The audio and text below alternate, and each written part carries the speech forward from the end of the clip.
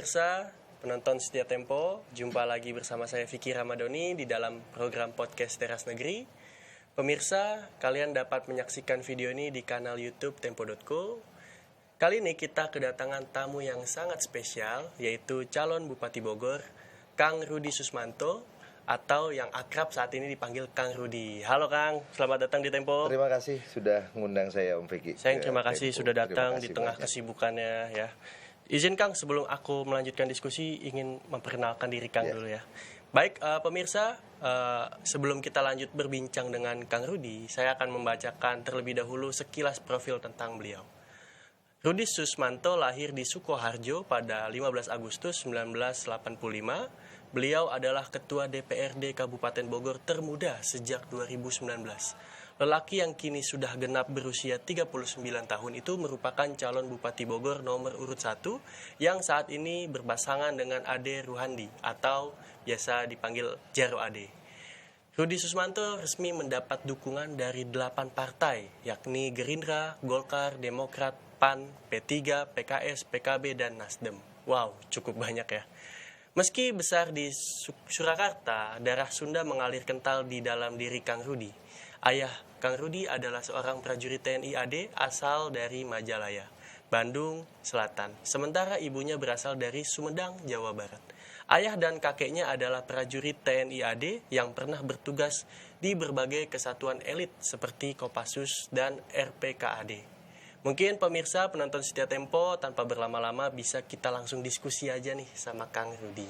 Halo Kang, mungkin aku mau mengawali diskusi kita ini kan Kang Rudi background keluarganya militer ya. Tapi Kang Rudi sendiri memilih jalur akademis lalu terjun ke dunia politik. Apa nih Kang alasan Kang Rudi bisa ngeplot twist gitu ya dan mengambil keputusan tersebut?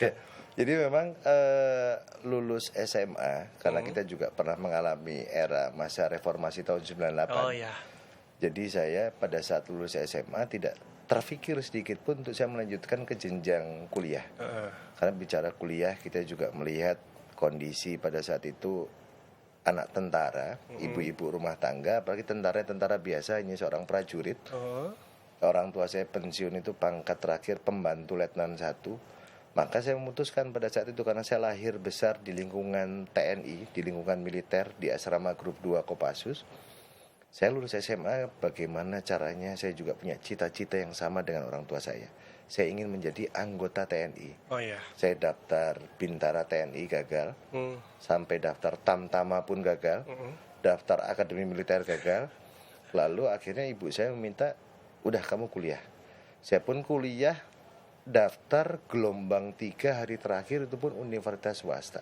Oh iya. Nah, saya belum berpikir pada saat itu saya lulus kuliah mau kemana. Yang jelas pada saat itu orang tua saya menjanjikan, kamu boleh jadi tentara tetapi dengan satu syarat, kamu harus kuliah. Selesai kuliah kamu bisa daftar pada saat itu perwira karir. Jangan kamu daftar Tamtama, jangan kamu daftar Bintara. Cukup saya yang sengsara, kata bapak saya. Tapi akhirnya memang jalan Tuhan berkata lain. Saya lulus kuliah, bekerja di salah satu perusahaan asing. Lalu saya juga berkesempatan bertemu dengan yang hari ini sebagai Presiden Republik Indonesia, Pak Prabowo Subianto. Saya bergabung dengan beliau dari tahun 2007, sebelum Partai Gerindra berdiri. Tinggal satu rumah dengan beliau.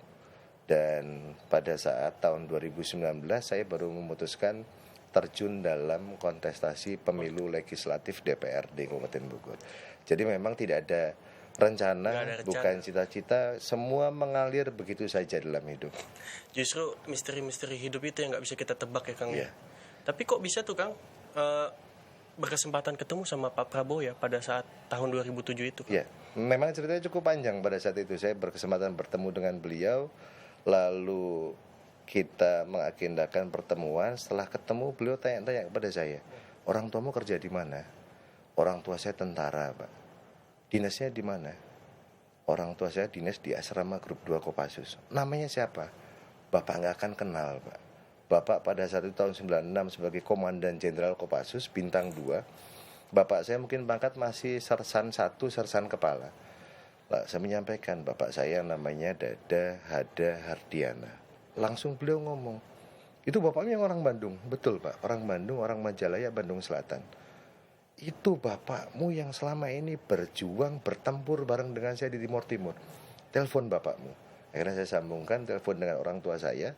Pak Prabowo menyampaikan, saya minta anakmu bergabung dengan saya. Kita membangun bangsa bersama-sama. Padahal pada saat itu beliau belum punya partai. Yang ada adalah perusahaan, namanya holding company-nya Nusantara Energi. Oh ya. Oh gitu. Tapi kan Kang akhirnya mulai terjun ke politik praktis tuh di 2019. Dan langsung terpilih ya Kang. Tercatat sebagai ketua DPRD termuda sepanjang sejarah Kabupaten Bogor. Pasti ada tantangannya dong Kang, karena dianggap masih muda gitu ya. Dan pasti ada apa ya, nuansa-nuansa senioritas di situ. Itu bisa diceritain Kang? Seperti apa? Makanya hari ini bicara Kabupaten Bogor, 60% penduduk Kabupaten Bogor adalah anak-anak muda semua. Maka saya pun, kenapa kok simbol saya pada saat hari ini simbolnya begini. Kadang orang berpikir, kok nggak sopan amat, kenapa pakai kelingking. Ini huruf B dan huruf I. BI, Bogor Istimewa. Karena apa? Ini simbol anak muda. Jempol itu untuk menunjukkan kehebatan orang. Jari telunjuk itu untuk memberi perintah. Ini mohon maaf kadang buat ngeledek orang. Ini untuk menyimpan barang berharga, cincin. Nah inilah bagian terkecil dari jari tangan kita. Kadang mohon maaf hanya buat telinga sama buat hidung. Nah inilah simbol anak muda. Kita anak muda tetapi terkadang tidak pernah dianggap muda. Kita selalu dianggap sebagai anak kecil. Tapi ingat, anak muda pada saat kelingking ini kita lipat, inilah kekuatan anak muda membangun bangsa dari Kabupaten Bogor. Maka pada saat saya terpilih sebagai anggota DPRD Kabupaten Bogor di tahun 2019 dan saya diberikan amanah sebagai ketua DPRD Kabupaten Bogor, tentunya mungkin di awal-awal banyak yang berpikir ini pendatang baru, ini Rudi dari mana, punya pengalaman atau tidak. Alhamdulillah selama 5 tahun saya menjabat sebagai ketua DPRD Kabupaten Bogor, dilantik di akhir tahun 2019. Di tahun baru tengah malam tanggal 1 Januari 2020 Bogor diterpa bencana banjir bandang tanah longsor di wilayah barat maupun timur Kabupaten Bogor. Penanganan bencana sampai sekarang belum selesai 100%. Baru berjalan 3-4 bulan bangsa ini dihantam badai COVID-19. COVID selesai lalu Kabupaten Bogor dihantam lagi, kita dapat cobaan lagi, kita berganti kepala daerah. Nah tentunya dalam waktu 5 tahun berjalan tantangan yang luar biasa, tapi dengan kita berkolaborasi dengan semua pihak, saya menyebutnya ini sebagai collaborative government. Betul. Berkolaborasi bersama-sama, akhirnya anak muda ini menjadi ketua DPRD termuda dan terlama di Kabupaten Bogor. Di Bogor itu ketua DPRD paling lama jabatan 2,5 tahun dari beberapa periode sebelumnya. Nah akhirnya hari ini walaupun anak muda, mungkin sebagian menganggapnya kemarin sebagai anak kecil, tapi pada saat kita berjuang tulus, ikhlas dari dalam hati, insya Allah Allah meridhoi, masyarakat memberikan restu, mendukung bersama-sama, segala cobaan, tantangan apapun dapat kita selesaikan bersama-sama. Dan itu tantangannya dari internal juga, eksternal juga ya Kang ya. Luar dalam, luar biasa. Tapi bisa terselesaikan walaupun nggak 100% secara bersama-sama. Betul. Tapi Kang, apa sih motivasinya Kang? Karena kan dianggap masih muda gitu ya. Kok bisa menjalankan tugas-tugas yang berat ini hingga masuk ke dalam kategori ketua yang termuda dan terlama itu? Jadi kalau saya berpikirnya dalam segala hal, saya lahir, besar, tumbuh, kembang dari keluarga yang kalau bicara dari sisi ekonomi kita penuh keterbatasan. Kita melihat sesuatu hal yang baik, yang bagus, ngeliat mobil bagus, motor bagus, kita cuma bisa melihat, cuma bisa berdoa. Jadi pada saat saya menjabat di pemerintahan, saya ingat pesan almarhum bapak saya, ibu saya, dan pesan dari Pak Prabowo juga yang terpenting adalah pada saat kamu menjadi seorang pemimpin, pastikan kamu menjadi pelayan yang baik untuk masyarakatmu. Maka pada saat saya memimpin lembaga DPRD Kabupaten Bogor, yang utama adalah saat saya diberikan kewenangan, saya diberikan sebuah jabatan sebagai Ketua DPRD Kabupaten Bogor, niatan saya yang utama adalah kami melayani masyarakat Bogor dengan sepenuh hati, menggunakan hati dan pikiran yang seikhlas-ikhlasnya, yang setulus-tulusnya. Akhirnya saya punya keyakinan Allah meridhoi, alam pun mengamini langkah dan tujuan kita bersama-sama. Tapi Kang, selama Kang Rudi menjabat sebagai Ketua DPRD dan sekarang mencalonkan sebagai Bupati Bogor, pasti ada masalah nih yang Kang Rudi punya perspektif tersendiri di Kabupaten Bogor. Itu masalah-masalah terberatnya biasanya apa aja sih Kang di sana, Kang? Masalah yang terberat sebetulnya kita pun melihat beberapa pemimpin-pemimpin Bogor yang sebelumnya, kita jangan pernah melihat sesuatu hal dari hal yang buruk. Tentunya siapapun pemimpin Kabupaten Bogor yang sebelumnya, termasuk saya, kita pun semua tidak bisa membahagiakan semua pihak. Ya, betul. Pasti ada beberapa kelompok yang kepentingannya dapat terakomodir, ada beberapa kelompok-kelompok yang mungkin harapan keinginannya belum tuntas kita selesaikan semua. Tapi tentunya dengan kita berjalan bersama-sama, tujuan saya selalu menyampaikan ke depan bahwa tugas saya ke depan adalah melanjutkan dan menyempurnakan bahwa program-program yang sudah berjalan oleh kepemimpinan sebelumnya yang sudah berjalan baik, dan juga tentunya Bogor dengan luas wilayah 40 kecamatan, 416 desa, 19 kelurahan tidak bisa dipimpin oleh seorang pemimpin yang pola pemikirannya biasa-biasa saja. Tidak bisa dengan pendekatan yang biasa-biasa saja. Harus terjadi percepatan pembangunan infrastruktur dan sumber daya manusia. Maka pemimpin Bogor ke depan bukan hanya kita menilai sesuatu hal yang negatif yang sudah berjalan, tapi harus punya inovasi-inovasi, punya terobosan-terobosan bahwa Bogor ke depan sangat dirindukan, bukan hanya diri saya, seluruh masyarakat Bogor pasti sangat merindukan terjadinya perubahan yang cepat terhadap Kabupaten Bogor. Tapi tadi sempat disinggung tuh, pembangunan infrastruktur juga sangat penting ya. Nah, kan ini jadi keluhan banyak warga nih. Betul. Mungkin sebagai Kang Rudi, perspektif calon Bupati Kabupaten Bogor, bagaimana nih strategi Kang Rudi untuk menyelesaikan permasalahan, terutama dalam infrastruktur tuh Kang? Ya, nah jadi kalau bicara infrastruktur Kabupaten Bogor, hari ini membangun sebuah wilayah, terutama kami, Rudi Susmanto dan Pak Adi Ruhandi punya konsep yang sama. Yaitu kita punya beberapa program unggulan, yang utama adalah integrasi antar program antar SKPD. Yang kedua, bicara percepatan pembangunan infrastruktur, tentunya dari luas wilayah, Bogor adalah kabupaten dengan jumlah penduduk terbesar nomor 1 di Indonesia. Ya, betul. Bahkan Bogor merupakan jumlah pemilih terbesar di Provinsi Jawa Barat. 12% pemilih Provinsi Jawa Barat ada yang di Kabupaten Bogor. Maka dengan luas wilayah Kabupaten Bogor, pendekatan yang kita lakukan terkait percepatan pembangunan infrastruktur tidak bisa kita berlakukan semuanya sama. Maka kami pada saat diberikan amanah, diberikan mandat oleh masyarakat Kabupaten Bogor ke depan di tahun 2025, yang kami lakukan pertama adalah melakukan digitalisasi data desa yang terintegrasi dengan pemerintah daerah. Supaya kita di tahun 2025 punya database 40 kecamatan, 416 desa, 19 kelurahan, apa saja kebutuhan-kebutuhan mendasar dari sisi infrastruktur di tiap-tiap desa. Karena hari ini kita melihat contoh ada desa A, objek wisatanya sudah bagus, tapi jalan menuju akses wisatanya belum bagus. Tapi ada desa lagi yang kedua, infrastruktur jalan menuju objek wisatanya sudah bagus, tapi objek wisatanya belum terbangun secara maksimal.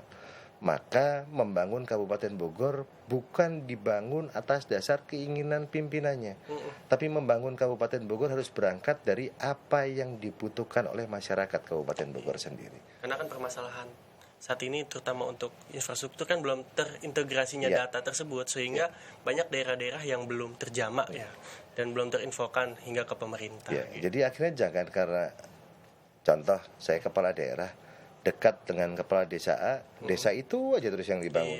Dekat dengan wilayah B, wilayah itu terus yang dibangun.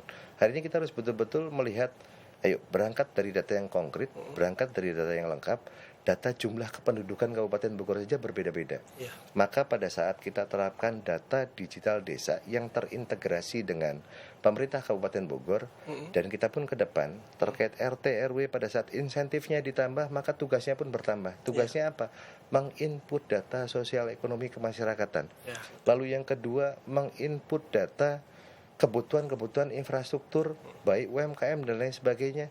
Pada saat kita punya data dengan luasnya wilayah tersebut, maka kepala daerah dengan duduk di ruangan dia tahu apa sih tantangan yang harus dihadapi, yang harus dilakukan oleh kepala daerah Kabupaten Bogor dengan warna-warni yang ada di Kabupaten Bogor. Karena Kabupaten Bogor cukup heterogen. Betul. Tiap wilayah punya karakteristik masing-masing. Di barat, di timur, Sundanya cukup kental luar biasa. Tapi di tengah yang berbatasan dengan DKI, Betawinya cukup luar biasa. Lalu ada Jawanya juga cukup luar biasa. Di wilayah selatan, para tokoh ulama, para habaib banyak tinggal di selatan. Nah, tentunya pendekatan-pendekatan tersebut harus berangkat dari data yang valid, data yang konkret, sehingga kita membangun Kabupaten Bogor berdasarkan kebutuhan rakyatnya, bukan keinginan kepimpinannya. Keren banget nih pemirsa, cukup matang dan pemahaman Kang Rudi ini untuk menjelaskan tantangan terutama di infrastruktur, dan kita harapannya ke depannya Bogor jadi kabupaten yang lebih baik ya, terutama dalam segi infrastruktur. Tapi sedikit bergeser Kang Rudi kan sering menjanjikan jika terpilih nanti sebagai Bupati Bogor ingin meningkatkan kesejahteraan guru ngaji gitu ya, amil dan juga penggiat posyandu. Boleh diceritakan Mas apa yang melatar belakangi? Jadi kita membangun Kabupaten Bogor bukan hanya pada saat kita akan maju dalam kontestasi pemilu kepala daerah. Jadi karena kemarin pun saya menjabat sebagai Ketua DPR di Kabupaten Bogor, dan saya juga kemarin belum punya niatan untuk maju dalam kontestasi pemilu kepala daerah, maka dari tahun-tahun sebelumnya kita sudah menganggarkan bahwa program-program yang menyangkut untuk kepentingan kemasyarakatan. Jadi seperti sertifikasi halal untuk UMKM, lalu untuk legalitas pengurusan UMKM, pemerintahan Kabupaten Bogor sudah berjalan. Hanya tinggal nanti ke depan meningkatkan volumenya.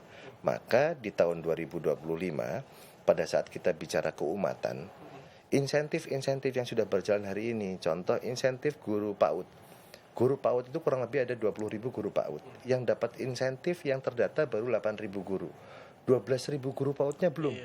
Maka tugas kami adalah menyempurnakannya apa di tahun 2025. 20.000 guru PAUD harus dapat insentif semua, dan besaran insentifnya harus kita evaluasi kembali berdasarkan kemampuan keuangan daerah. Lalu kedua, kita pun ada guru-guru ngaji, karena bicara Kabupaten Bogor tentu kebijakan apapun tidak terlepas dari kebijakan-kebijakan keumatan. Maka guru ngaji pun belum terdata semuanya. Baru sebagian guru ngaji yang dapat insentif. Besarannya tentunya kita akan evaluasi kembali. Yang kedua tadi, didata kembali, didata ulang dengan data digital desa. Maka mudah-mudahan insya Allah seluruh guru ngaji dapat insentif yang sama dan rata, termasuk insentif RT RW, termasuk insentif yang lain-lain.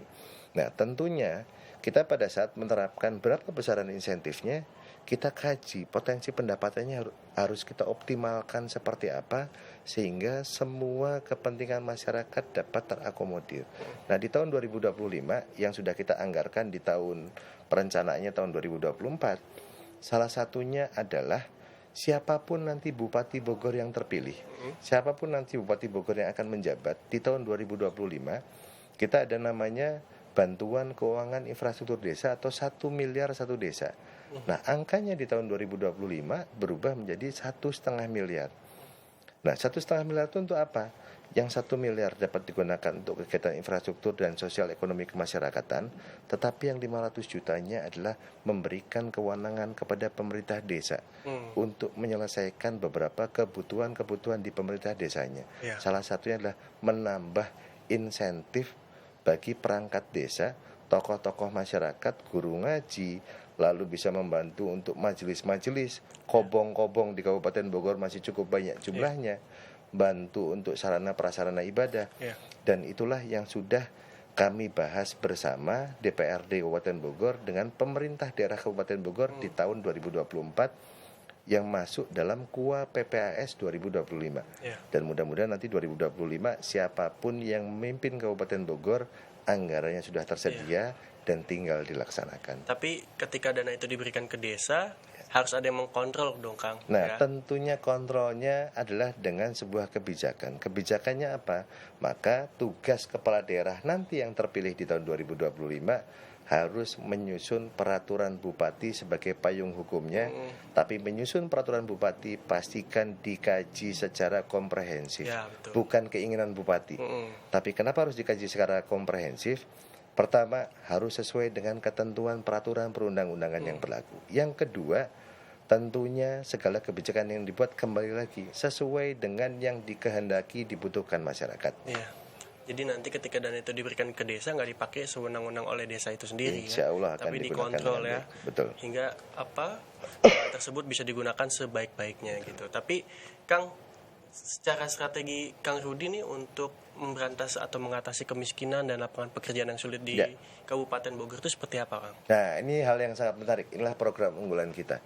Jadi bicara kemiskinan harus terintegrasi pertama percepatan penanganan stunting. Kenapa kok bisa stunting? Ya, betul. Ternyata masyarakat kita tidak terbeli makanan-makanan bergizi. Untuk kebutuhan pokok pun tidak terbeli.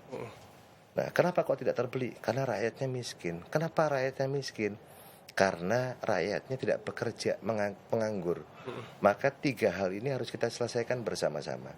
Menyelesaikannya harus dengan cara seperti apa? Tidak perlu menganggarkan kembali dengan anggaran yang baru. Tidak perlu kita menyampaikan bahwa kita akan buka lapangan pekerjaan. Kita akan mengentaskan kemiskinan.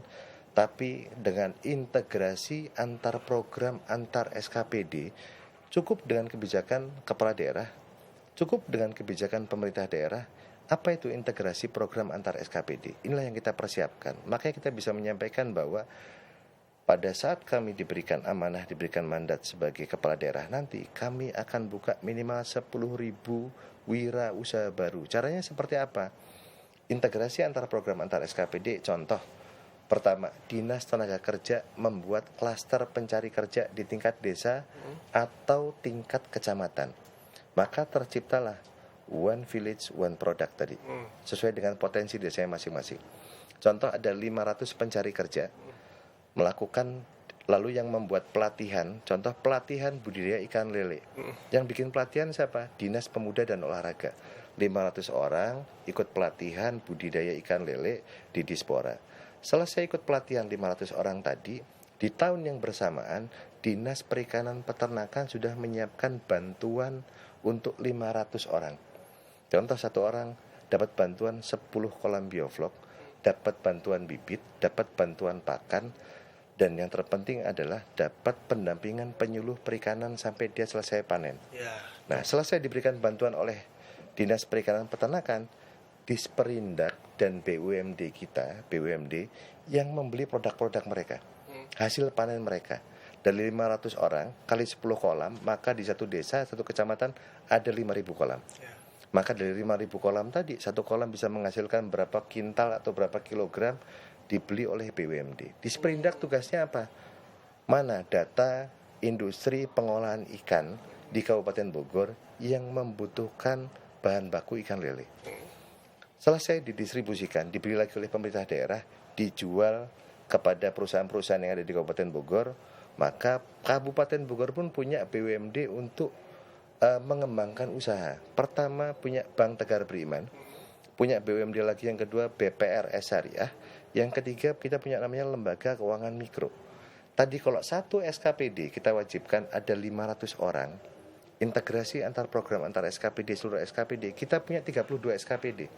32 SKPD dikali 500 orang ketemunya 16.000 wirausaha baru. Maka kita nggak usah 16.000, berangkat dari 10.000 dulu. Anggarannya apakah sudah teranggarkan? Setiap tahun di pemerintah daerah, khususnya Kabupaten Bogor, Dinas Perikanan Peternakan pasti ada bantuan-bantuan baik keramba, baik bibit ikan, baik pakan ikan. Lalu di Dinas UMKM ada beberapa bantuan-bantuan buat pelaku UMKM. Kenapa tidak diterapkan sebuah kebijakan seluruh SKPD wajib melakukan integrasi antar program antar SKPD? Maka setiap APBD ditetapkan tiap tahun, contoh APBD Kabupaten Bogor 11 triliun, kita bisa menyampaikan kepada masyarakat Hari ini APBD Kabupaten Bogor ditetapkan 11 triliun, maka kami akan membuka 10.000 wirausaha baru dari APBD tersebut. Ya. Kedua, kita akan investasi sumber daya manusia, 1 sarjana 1 desa. Kita akan memberikan beasiswa kepada dokter umum kita untuk bisa mendapatkan beasiswa dokter spesialis untuk meningkatkan kualitas kesehatan supaya dokter-dokter spesialis ada di puskesmas yang ada di Kabupaten Bogor. Nah, maka terkait menangani pengangguran, kita punya konsep stuntingnya tertangani, kemiskinannya kita tertangani, penganggurannya tertangani. Maka pada saat bicara angka pengangguran Kabupaten Bogor dengan integrasi antar program antar SKPD dimulai tahun 2025, 5 tahun ke depan, maka kita akan menciptakan kewirausahaan baru di Kabupaten Bogor. Tapi kan permasalahannya mungkin cara pendistribusian, akses yang dimiliki oleh para pengemban usaha ini untuk barangnya bisa dibeli itu, Kang. Nah, makanya tadi kita ngeliat potensi Bogor, baik dari sektor perikanan, kita punya wilayah Kemang, Parung, lalu kita punya di Bogor yang disebut namanya Jepangnya Kabupaten Bogor, Tarikolot, UMKM-nya cukup bagus di sana. Di Taman Sari ada industri UMKM, sepatu, sandal dan lain sebagainya. Nah, bicara pemasaran UMKM di program 100 hari kerja kita pertama, yang akan kami lakukan adalah kami akan mengevaluasi operasional toko modern yang ada di Kabupaten Bogor. Caranya seperti apa? Kita tidak boleh dan kita nggak perlu malu mengapresiasi beberapa kabupaten kota yang sudah berhasil lebih awal. Contoh, saya mengapresiasi Kulon Progo. Kenapa kita harus mengevaluasi operasional toko modern? Bukan kita mengintervensi toko modern, tapi kita akan memberikan kebijakan-kebijakan yang memberikan kemudahan bagi dari sisi pengusaha. Yang kedua, tetapi perusahaan-perusahaan tersebut juga yang namanya toko modern harus bersinergi, berkolaborasi dengan para pedagang tradisional. Caranya seperti apa? Kulon Progo, mohon maaf, Indomaret, Alfamart, namanya bukan Indomaret dan Alfamart, namanya Tomira, toko milik rakyat. Pada saat diberi nama Tomira bukan sekedar nama, tetapi di dalamnya Indomaret, Alfamart, toko modern yang ada di Kulon Progo wajib ada 1 etalase gerai. Gerainya untuk apa? Untuk memasarkan produk-produk UMKM wilayahnya. Maka di Kabupaten Bogor pun sama. Pada saat program 100 hari kerja pertama kami akan mengevaluasi operasional toko modern dan kita pastikan bahwa seluruh toko modern di Kabupaten Bogor wajib untuk membantu mendistribusikan, memasarkan produk-produk UMKM. Akhirnya apa? Pelaku UMKM di Taman Sari seandainya jualan sandal jepit, dia menjual produknya sendiri sehari belum tentu laku 100 pasang. Tapi kalau ada gerai Indomaret, Alfamart di Kabupaten Bogor ada 1000 gerai, 1 gerai laku 1 biji saja, maka sehari mereka bisa laku 100 pasang atau 1000 pasang. Nah, maka inilah cara kami dari sisi kebijakan. Tidak semuanya berpikir bahwa ini anggarannya harus ada, ini programnya harus ada. Di 100 hari kerja pertama kami dengan kebijakannya adalah mengevaluasi toko modern, maka menjadikan toko modern sebagai pasar baru UMKM Kabupaten Bogor. Jadi pemerintah kabupaten selain memfasilitasi juga menjembatani, ya Kang ya. Tapi Kang sedikit bergeser, ini kan potensi Kabupaten Bogor cukup banyak. Tapi menurut Kang Rudi sendiri, apa nih potensi Kabupaten Bogor yang belum teroptimalkan secara baik gitu? Makanya kita menyebut, kenapa kita nyebut Bogor istimewa? Saking istimewanya kita itu melihat potensi Bogor luar biasa besar. Bicara Bogor Barat, kita punya tambang emas Antam, kita punya tambang galian batu, kita punya galena, kita punya sektor pertambangan yaitu panas bumi juga ada di Kabupaten Bogor. Dulu Chevron Energi, sekarang namanya Star Energi. Lalu salah satu industri semen terbesar di dunia adanya di Kabupaten Bogor, Indosemen, Holcim. Lalu bicara dari sisi industri otomotif terbesar, salah satu yang terbesar di dunia, Mercedes-Benz, itu perakitannya juga ada di Gunung Putri, Kabupaten Bogor. Bicara dari sektor pertanian, kita punya pertanian yang cukup luas. Bicara dari sektor pariwisata, kita punya beberapa objek wisata yang sudah terkelola maupun belum terkelola di Kabupaten Bogor, jumlahnya cukup banyak. Dari banyaknya potensi wilayah tersebut, maka kami menyebut Bogor Istimewa. Nah, jadi makanya membangun Kabupaten Bogor tidak bisa kita berangkat dari pemimpinnya pengennya hanya sektor pariwisata, pemimpinnya hanya ingin sektor industri. Semuanya harus terbangun bersama-sama. Maka berangkatnya dari apa? Dengan data digital desa terintegrasi dengan pemerintah Kabupaten Bogor, kita bisa mengetahui potensi-potensi tiap-tiap wilayah yang ada di Kabupaten Bogor. Dan juga tantangannya kan dari infrastruktur, sumber daya manusia ya, yang sebenarnya harus satu sama lain bahu-membahu ya, Kang, dalam membangun potensi di Kabupaten Bogor itu sendiri. Tapi Kang, kalau boleh titip, ruas jalan ke tempat wisata tuh di Bogor cukup banyak yang menjadi pekerjaan rumah ya Kang ya. Dan itu kita berharap dengan Kang Rudi jika nanti dikasih kesempatan bisa membenahi hal-hal tersebut. Tapi Kang, pertanyaan terakhir Kang, harapan Kang Rudi apa nih untuk saat ini di Kabupaten Bogor?